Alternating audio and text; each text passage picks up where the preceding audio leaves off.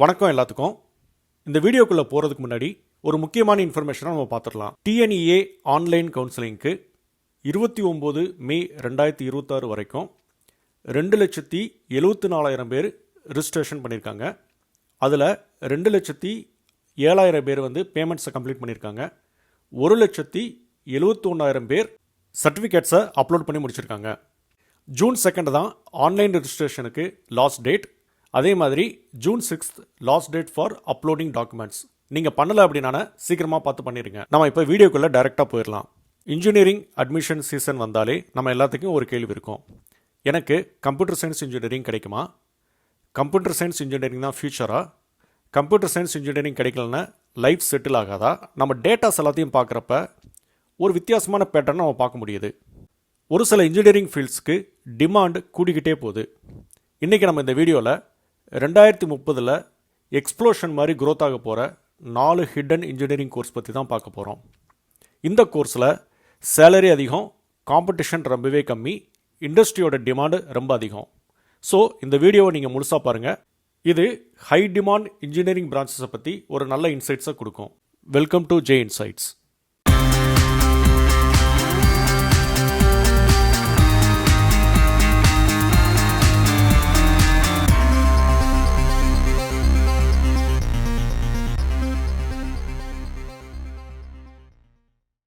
முதல்ல ஒரு reality check பார்த்துடலாம். நான் கம்ப்யூட்டர் சயின்ஸ் இன்ஜினியரிங்கை தப்புன்னு சொல்லலை, ஆனால் கம்ப்யூட்டர் சயின்ஸ் இன்ஜினியரிங்கை மட்டுமே ஆப்ஷன்னு நினைக்கிறது தப்பு. உங்களுக்கெல்லாம் சப்ளை வர்சஸ் டிமாண்டு பற்றி தெரிஞ்சிருக்கும். அதாவது எப்பெல்லாம் சப்ளை அதிகமாக இருக்கோ அதற்கான டிமாண்ட் குறைஞ்சிக்கிட்டே வரும்.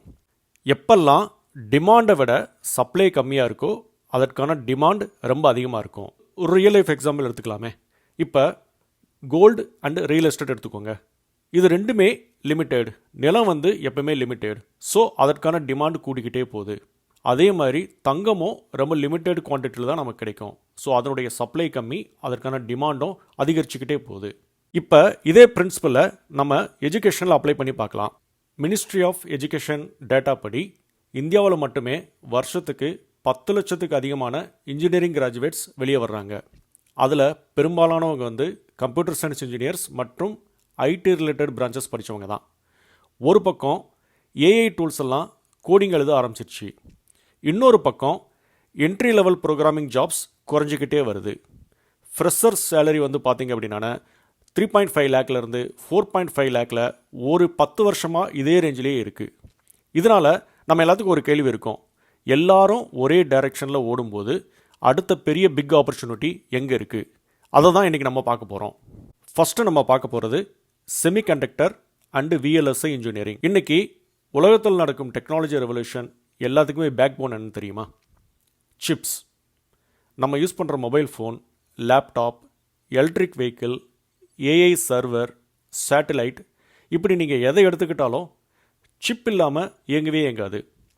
இந்தியாவில் இப்போ செமிகண்டக்டர் மேனுஃபேக்சரிங்கில் ரொம்ப பெரிய முதலீடுகளை பண்ணிகிட்ருக்காங்க.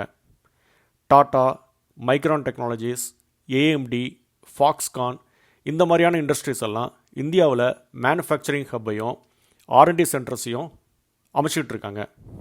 இந்த பர்டிகுலர் கோர்ஸை பற்றி நம்ம ஏற்கனவே ஒரு வீடியோவில் யூனிக் கோர்சஸ் இன் இன்ஜினியரிங் அப்படிங்கிற வீடியோவில் பேசியிருக்கோம். நீங்கள் பார்க்கலன்னா அதை நீங்கள் பார்த்துக்கோங்க. Based on the data, VLSI இன்ஜினியரிங்ஸ்க்கான டிமாண்டு வேகமாக உயர்ந்துக்கிட்டு இருக்கு. ஃப்ரெஷ் கிராஜுவேட்ஸுக்கு கூட 6 to 12 lakhs வரைக்கும் பேக்கேஜ் கிடைக்கிறத நம்ம பார்க்க முடியுது. இசிஇ ஸ்டூடெண்ட்ஸ் மட்டும் கிடையாது, triple E students, instrumentation students, electronics related students எல்லாத்துக்குமே இது பெரிய ஆப்பர்ச்சுனிட்டி. இந்த ஃபீல்டுக்கு நீங்களாம் போனோம் அப்படின்னா நீங்கள் கற்றுக்க வேண்டிய skills Verilog, விஹெச்டிஎல், embedded C, physical design, VLSI tools, இந்த மாதிரியான ஸ்கில்ஸ் எல்லாம் நீங்கள் கற்றுக்கலாம். இனி வரப்போகிற காலங்களில் இந்த செக்டர் ரொம்ப பெரிய க்ரோத்தாக இருக்க போகுது. அடுத்ததாக நீங்கள் முக்கியமாக பார்க்க வேண்டியது சைபர் செக்யூரிட்டி இன்ஜினியரிங். ஒரு சிம்பிள் கொஸ்டின். நீங்கள் உங்கள் மொபைலில் பேங்க் ஆப்பை பயன்படுத்துகிறீங்களா? யூபிஐ பேமெண்ட் சிஸ்டத்தை பயன்படுத்துகிறீங்களா? Social media பயன்படுத்துகிறீங்களா? அப்படின்னா சைபர் செக்யூரிட்டி ப்ரொஃபஷனல் ஏன் தேவை அப்படிங்கிறத ஈஸியாக புரிஞ்சுக்கலாம். ஒவ்வொரு நாளும் சைபர் அட்டாக்ஸ் அதிகரிச்சுக்கிட்டே வருது. ஆனால் குவாலிஃபைடு சைபர் செக்யூரிட்டி ப்ரொஃபஷனல்ஸ் ரொம்ப கம்மியாக தான் இருக்காங்க. இதனால் இந்த ஃபீல்டு படித்தவங்களுக்கான டிமாண்டு ரொம்ப அதிகமாகவே இருக்குது. சைபர் செக்யூரிட்டி அப்படிங்கிறது ஹேக்கிங், எத்திக்கல் ஹேக்கிங் மட்டும் கிடையாது. Network security, cloud security, digital forensics, threat intelligence, compliance அப்படின்னா பல ஏரியா இருக்குது. இதில் இந்த ஃபீல்டில் CEH அதாவது certified ethical hackers, security plus, cloud security certifications, இந்த மாதிரியான சர்டிஃபிகேஷன்ஸ்க்கெலாம் ரொம்ப பாப்புலர் இருக்குது. ஏஐ கோடெல்லாம் எழுதலாம், ஆனால் சைபர் செக்யூரிட்டி ரிஸ்க்கை அனலைஸ் செஞ்சு அதை டிஃபென்ஸ் செய்கிறதுக்கு மனுஷங்களோட எக்ஸ்பர்டைஸ் ரொம்பவே தேவை. இதனால் இதில் ஆட்டோமேஷன் ரிஸ்க்கு ரொம்பவே கம்மி தான். நீங்கள் கம்ப்யூட்டர் சயின்ஸ் இன்ஜினியரிங்க்கு ஒரு ஆல்டர்னேட்டிவாக ஒரு கோர்ஸ் படிக்கணும்னு ஆசைப்பட்டீங்கன்னா சைபர் செக்யூரிட்டி இன்ஜினியரிங்கை தாராளமாக சூஸ் பண்ணலாம். அடுத்ததாக நம்ம பார்க்க இருக்கிறது ஏஐ ப்ளஸ் கோர் இன்ஜினியரிங். இன்றைக்கி பல ஸ்டூடெண்ட்ஸ் ஏஐ பிரான்ச்சை மட்டும்தான் பார்க்குறாங்க. ஆனால் உண்மையான ஆப்பர்ச்சுனிட்டி என்ன தெரியுமா? ஏஐயை கோர் இன்ஜினியரிங்கோட கம்பெனி செஞ்சு படிக்கிறது. அன்ஃபார்ச்சுனேட்லி இந்த மாதிரியான கோர்ஸ் தமிழ்நாடு இன்ஜினியரிங் காலேஜில் ஆஃபர் பண்ணுறதில்ல.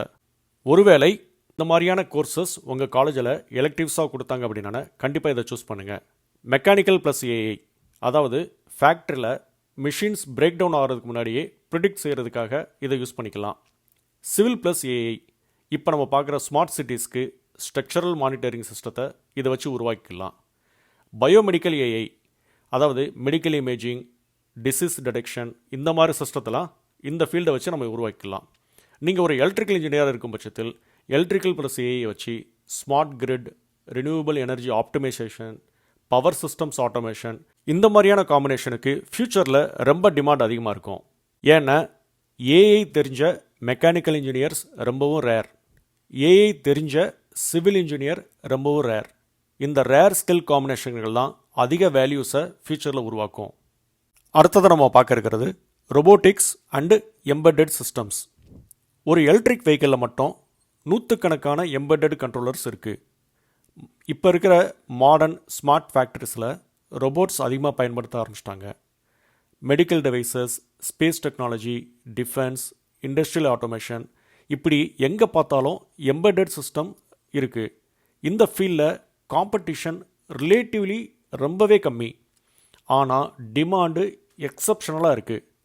நீங்கள் முக்கியமாக கற்றுக்க வேண்டிய ஸ்கில்ஸ் என்ன அப்படின்னா எம்பெட்டட் சி, பைத்தான், RTOS அதாவது real time operating system, robot operating system, internet of things protocols, இந்த மாதிரியான ஸ்கில்ஸ் எல்லாம் நீங்கள் கண்டிப்பாக கற்றுக்கணும்.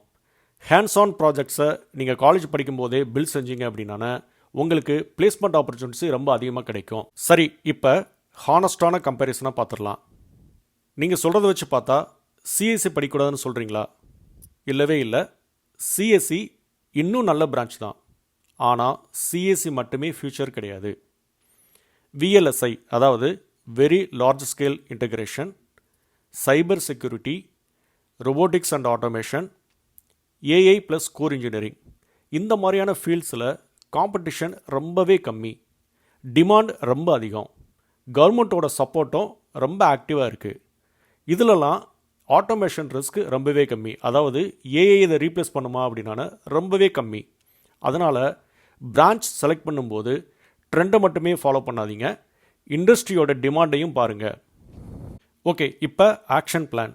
நீங்கள் பண்ண வேண்டிய 4 முக்கியமான விஷயங்களை பற்றி நான் சொல்கிறேன். சிஎஸ்சிக்கு ஆல்டர்னேட்டிவாக இந்த ஹிடன் பிரான்ச்சை நீங்கள் கன்சிடர் பண்ணலாம். ஒருவேளை மெக்கானிக்கல், சிவில் அந்த மாதிரிலாம் படிச்சிங்க அப்படின்னா அந்த கோர் பிரான்ச்சோட ஏஐயை எப்படி கம்பைன் செஞ்சு யூஸ் பண்ணணும் அப்படிங்கிறத தெரிஞ்சுக்கணும். ரெண்டாவது, ரிலீவெண்ட்டான சர்டிஃபிகேஷன், அதுக்குரிய ஸ்கில்ஸ் என்னென்ன அப்படிங்கிறத தேடி தேடி படிங்க. மூணாவது, படிக்கிறப்பயே சின்ன சின்ன ப்ராஜெக்ட்ஸ் பண்ண ஆரம்பிங்க. நீங்கள் பண்ணுற ப்ராஜெக்ட்ஸ் பில்டிங் உங்களுடைய ஜாப் பிளேஸ்மெண்ட்டுக்கு ரொம்பவே யூஸ்ஃபுல்லாக இருக்கும். நாலாவது, டார்கெட் கம்பெனிஸ் என்னென்ன மாதிரியான ஸ்கில்ஸ் எல்லாம் எதிர்பார்க்குறாங்க அப்படிங்கிறத இப்போ இருந்தே ரிசர்ச் பண்ண ஆரம்பிங்க. இது பிளேஸ்மெண்ட் டைம் வரும்போது ரொம்ப பெரிய அட்வான்டேஜாக இருக்கும். இப்போ இந்த வீடியோவோட நிறைவு பகுதிக்கு வந்துட்டோம். இந்த வீடியோவில் பார்த்தது மாதிரி 2030 அதிக டிமாண்ட் இருக்கும் hidden engineering opportunities semiconductor and VLSI, cyber security, robotics and embedded systems, அப்புறம் கோர் இன்ஜினியரிங் ப்ளஸ் ஏஐ. உங்களுக்கு இதில் எந்த ஃபீல்டு அதிகம் பிடிச்சிருக்கு அப்படிங்கிறத கமெண்ட்டில் சொல்லுங்கள். உங்களுக்கு இது ரிலேட்டடாக ஏதாவது டவுட்ஸ் இருந்துச்சுனாலும் கமெண்ட்டில் நீங்கள் போஸ்ட் பண்ணுங்கள். TNEA counselling, college selection, branch selection இந்த மாதிரியான வீடியோஸை தொடர்ந்து பார்க்குறதுக்கு ஜே இன்சைட்ஸ் சேனலை சப்ஸ்கிரைப் செஞ்சுக்கோங்க. நன்றி, மீண்டும் சந்திப்போம்.